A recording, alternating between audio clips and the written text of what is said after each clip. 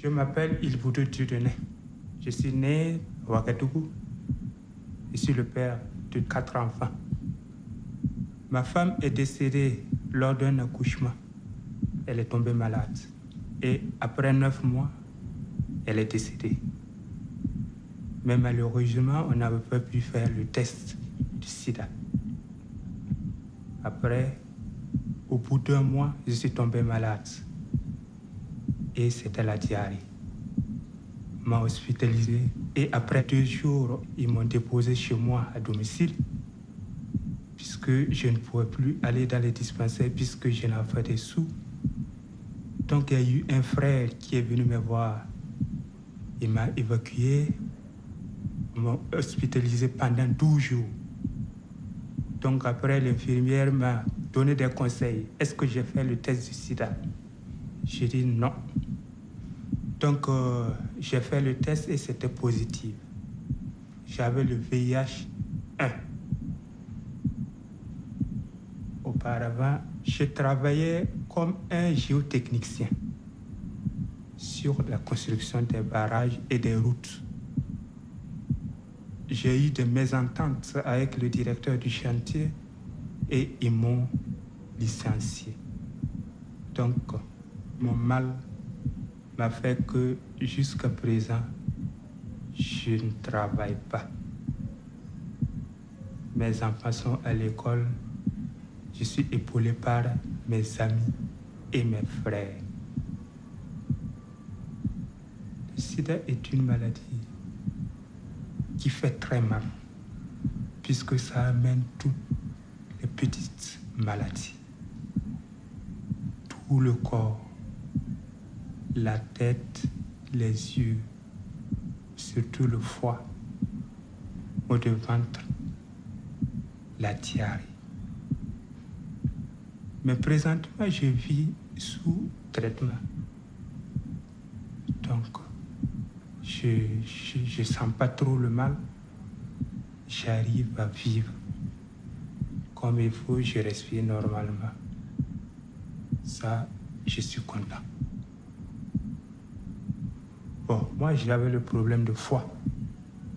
Et après ça, j'ai eu la tuberculose. Je suis allé au laboratoire. Ils ont fait l'examen et ils ont trouvé que j'étais positive. J'avais la tuberculose. Donc ce traitement dure 8 mois.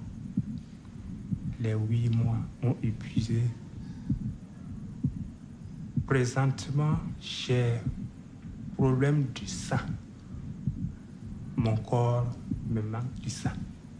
Mon groupe sanguin, c'est un B registre négatif. Donc pour la trouver, c'est un peu compliqué. Ma famille a été et ça a été difficile. J'ai eu qu'une poche que mon docteur m'avait demandé 2 poches. Donc on n'a pas trouvé la deuxième poche. Une poche, c'est 1 demi-litre. Ils n'ont pas trouvé. Ma famille, ils les ont prélevés, mais c'est des O positives du sang qui ne me correspondent pas. Bon, et mon docteur m'a dit qu'il y a eu un produit que j'ai pris qui m'a aspiré le sang, qui m'a bu le sang dans le corps. Donc, immédiatement, il m'a éliminé ce produit-là. Ça ne correspondait pas avec mon organisme. Oui, puisqu'il y a des effets secondaires des produits. Par exemple, moi j'ai des petites plaies, que c'est des effets secondaires des produits qui me l'ont provoqué. Les effets secondaires, ça peut être autre chose que les plaies. Ça peut être le mot d'yeux, ça peut être les maux d'oreille, ça peut être un autre mal. Ça dépend de l'organisme. Depuis ma naissance, je tombe malade très rarement, peut-être un palu comme ça. Mon premier mal que j'ai perçu, c'est ce mal, le sida. Et ça m'a commencé en 2003. 2003, j'ai souffert. J'ai souffert puisque quand j'avais la diarrhée bondissante, mes voisins même sont venus m'entourer puisqu'ils ne savaient pas que j'allais faire encore 1 minute. Mais en tout cas, quand mon frère est arrivé, qui m'a envoyé au CMA, c'est là que j'ai retrouvé la vie. Il faut faire le test pour savoir si tu as le VIH ou pas. Si tu as le VIH, tu commences à traiter, tu peux vivre comme les autres, mais il faut utiliser chaque fois le capote qu'on appelle condom pour ne pas contaminer les autres. Puisque quand tu as le VIH1 et tu pars faire les rapports sexuels avec une femme qui a le VIH2, ça, tu es mort. Tu ne peux plus te soigner, tu as des problèmes. Donc, d'autres sont malhonnêtes qui veulent faire l'épidémie. Ils veulent contaminer tout le monde. C'est pas bon. Moi, j'ai vu des filles qui sont séropositives, qui tournent dans les bars avec des hommes. Puisque c'est des filles qui se sont soignées et qui sont bien en forme. Tu ne peux pas les savoir, voir et puis savoir qu'ils possèdent le VIH. Donc, moi, je suis sûr que ces filles-là contaminent les gens. Bon, moi, je ne suis pas sûr à 100% que ce n'est pas la voie sexuelle que j'ai eu mon virus. Puisque sur les chantiers, il y a eu beaucoup d'accidents. Que nous, on les a ramassés avec du sang comme ça, puisque en ce moment, on ne savait pas. Il n'y a pas de gants, c'est dans la brousse. Bon, mais un homme est un homme. Et sur les chantiers, je ne partais pas avec ma femme. Je vivais seul. Des fois, tu vas avoir une copine. Bon, puisque je prenais de l'alcool. Quand je travaillais, je prenais la bière. Des fois, je pars dans les maquis. Et les maquis, il y a souvent des femmes. Des fois, je peux prendre une femme, mais souvent, je mets des préservatifs. Puisque au bout d'un mois, je viens à Ouagadougou. Je fais mes rapports tranquille avec ma femme. Oui. Mais bon, les capotes, c'est pas tellement bien équipé. Tu peux porter ça et au moment de la pénétration, ça pète et puis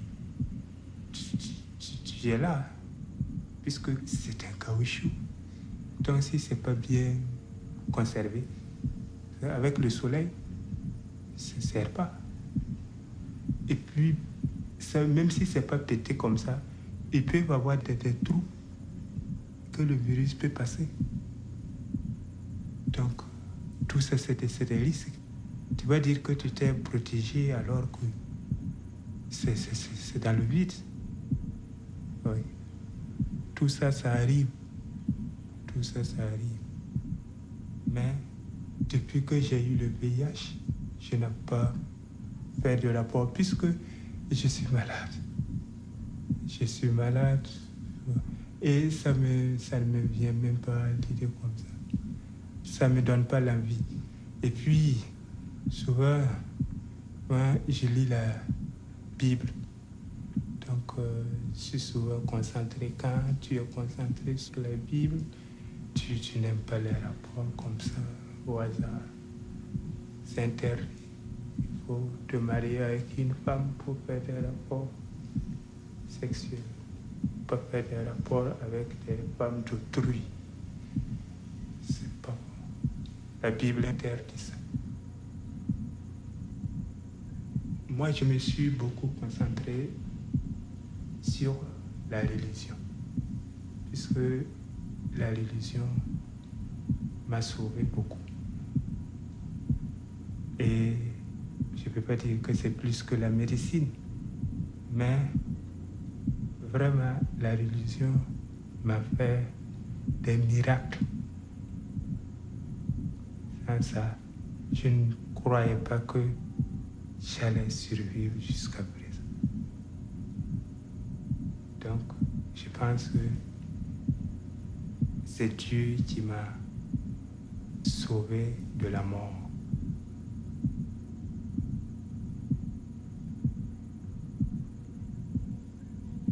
Le sida est une maladie qui est différente des autres, puisque le sida, c'est une maladie très dangereuse. Ça fait très mal. Ça fait très mal. Ça amène beaucoup de petites maladies dans le corps. Souvent, ça commence par les répétitions d'un palu. Tu as un palu aujourd'hui, tu prends les produits, après, au bout de 20 jours, ça réplique. Donc, tu as le corps chaud, c'est la fièvre,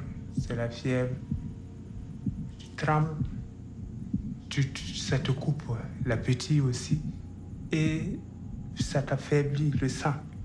Le sang devient autre chose. Il te faut vraiment des remèdes le plus vite possible. Mais beaucoup de fois, c'est la diarrhée que ça se déclenche. Une diarrhée bondissante. Une diarrhée vraiment que c'est de l'eau que tu chies, quoi.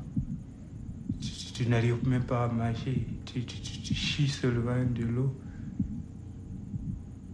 Mais plus souvent, après la diarrhée, tu as problème de foie. La foie te fait mal. Et quand tu as le foie faible, toi-même tu deviens faible. Si tu te lèves, tu t'indignes, tu ne peux pas marcher. Le sida peut donner des boutons sur le corps. Ça donne des plaies et ça peut faire perdre la vue, des maux d'yeux, des maux d'oreille, un peu partout dans le corps. Donc, le sida, c'est pas une maladie en tant que telle comme ça, mais c'est des petites maladies réunies qui font le sida. La tuberculose, une maladie très dangereuse, puisque tu peux passer toute la nuit à tousser. Tu ne peux pas dormir. Tu ne peux pas marcher. Et tu as des problèmes de nerfs. Tes nerfs te font mal. Et ça te coupe l'appétit vite. Et la méningite commence par une crise. Tu deviens raide. Le cou reste raide. Les nerfs sont tendus. Yeux ouverts, ça fait une crise terrible. Si tu n'as pas les soins, ça, tu ne peux pas t'en sortir. Ma famille, je ne les ai pas encore informés comme ça, mais ils savent que je suis malade. Mais j'ai des amis que j'ai informés, plusieurs amis. J'ai 4 enfants, tous des filles. Si je les informe, je ne sais pas qu'est-ce qu'ils vont devenir, puisque c'est des enfants, ils peuvent pleurer devant moi et ça ne va pas me plaire. Ça, c'est sûr. Si je les vois pleurer à cause de moi, ils pleurent parce qu'ils me voient mourir.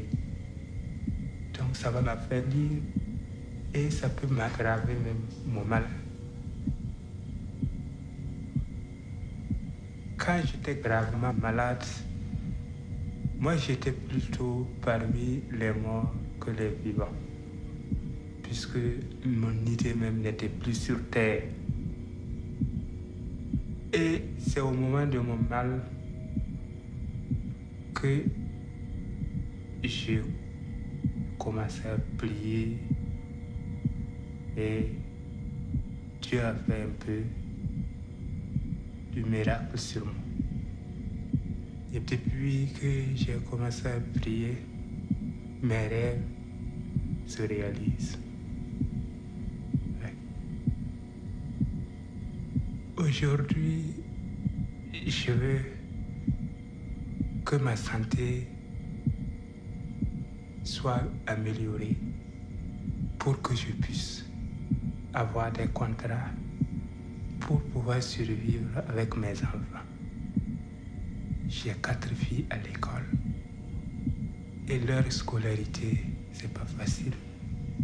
Chaque fois, il faut que les amis m'aident. Donc, je prie Dieu pour qu'il y ait plus de la santé, pour que je puisse travailler pour les épauler un moment.